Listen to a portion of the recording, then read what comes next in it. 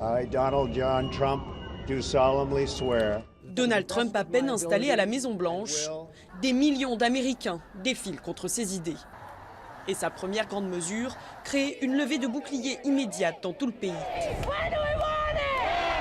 Le président interdit l'entrée aux États-Unis aux ressortissants de 7 pays majoritairement musulmans.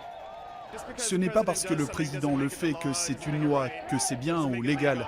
Le décret migratoire, même révisé, se retrouve suspendu par des tribunaux. Un premier revers pour le président. Même échec pour sa réforme du système de santé censée abroger Obamacare, une promesse phare de sa campagne. Malgré une majorité au Congrès, les républicains sont divisés et le projet recalé. Je pense que la débâcle de la réforme du système de santé l'a blessé politiquement au Capitole. Ce sera encore plus dur pour lui de faire une réforme de l'impôt. Donc cela pose la question, s'il ne peut pas faire passer ça, qu'est-ce qu'il peut faire passer ? Depuis son premier jour au pouvoir, le milliardaire a tout de même signé 30 décrets.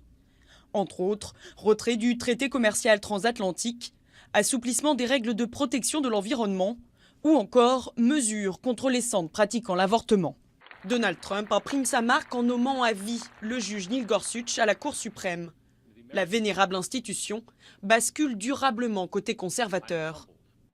Sur la scène internationale, Trump se montre imprévisible, revenant sur la plupart de ses promesses de campagne.